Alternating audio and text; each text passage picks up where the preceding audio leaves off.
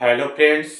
आज हम आप लोग के पढ़ाएंगे क्लास 10th का त्रिकोणमिति परिचय 8A का पहला क्वेश्चन का तो वीडियो हम बना चुके हैं। आज दूसरा क्वेश्चन का वीडियो बनाने जा रहे हैं। तो दूसरा क्वेश्चन आपका ये कह रहा है कि त्रिभुज ABC में कोण B समकोण है। कोण B क्या है? आपका समकोण है। भुजा AB आपका 4 सेंटीमीटर है तथा BC 10 सेंटीमीटर है और CA 5 सेंटीमीटर हो तो sign A tan A cos C तथा काट C का मान ज्ञात करना है। तो सबसे पहले हम क्या करेंगे, इसको हल करेंगे।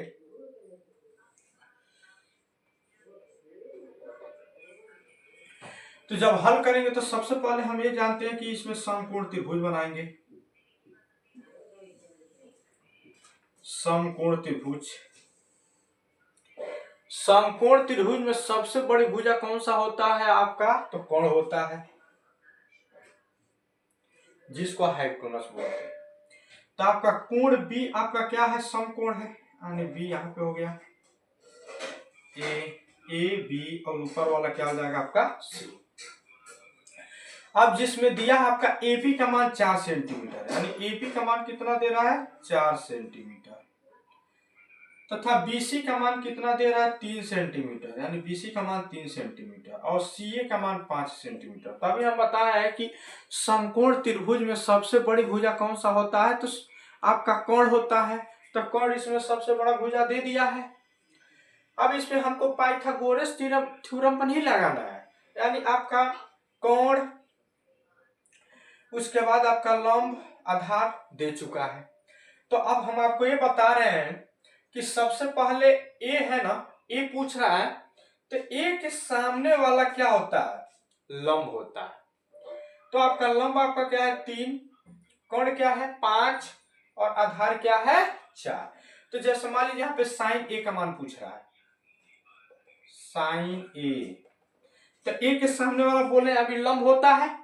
तो जब लंब होता है तो आप बताएं, अब हम आपसे ये पूछेंगे कि साइन ए का फार्मूला क्या होता है।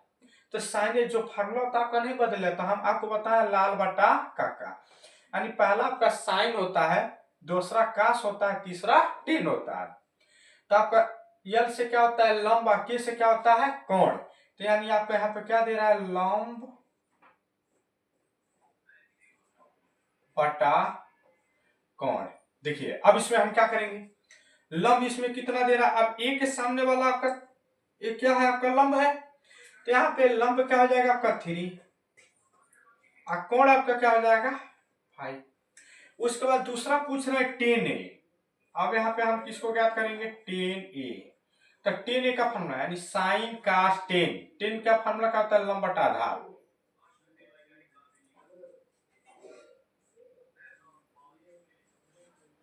लंब बटा आधार। तब हम इसमें क्या करेंगे? अब इसमें भी ए का पूछ रहा है, ए के सामने वाला लंब है, ए कोण है, ए आधार है। तो ऊपर लंब, लंब क्या हो जाएगा आपका 3, आधार क्या हो जाएगा 4। ए आपका ए का मान निकाले हैं। अब इसमें हम किसका मान निकालने के लिए कह रहा है? यानी कास सी। अब यहाँ पे क्या निकालेंगे? कास सी का, कास सी। तो कास जो फार्मूला होता है वही होता है, फार्मूला नहीं बदलता, सिर्फ इसका हम डिक्टेशन बोलते हैं, बदलते हैं। जैसे मान लीजिए अब सी यहाँ पे है, तो सी के सामने वाला आपका लंब क्या हो जाएगा? ये हो जाएगा। तो आपका आधार क्या हो जाएगा? 3। तब देखिए कास सी का फार्मूला क्या होता है? यानी साइन कास आधार बटा कोण। अब यहाँ पे क्या लिख लेंगे हम? आधार बटा कोण। अब इसमें पूछ क्या रहा है? सी का मान पूछ रहा है, तो किस सी के सामने वाला क्या होगा? लंब 4 हो जाएगा। तो आधार क्या होगा? 3। तब देखिए, तो आधार आपका 3 है तो 3 यहाँ पे लिख लेंगे। कोण आपका, कोण नहीं बदलता, तो कोण 5 हो ही जाएगा। उसके बाद किसका मान पूछ रहा है? काट सी का मान, काट सी। अब देखिए काट का फार्मूला साइन कास 10, और 10 का उल्टा क्या होता है? आधार बटा लंब। तो हम यहाँ पे लिख लेंगे आधार बटा लंब। अब इसमें क्या करेंगे? अब आधार सी के सामने वाला लंब, तो आधार आपका क्या है? 3 लिख लेंगे। लंब क्या है आपका? 4। ये आपका क्या हो गया, मान निकल गया। अगर आप लोग को ना समझ में नहीं आता है तो पूछ लीजिए, खाली इसमें ए देखना है।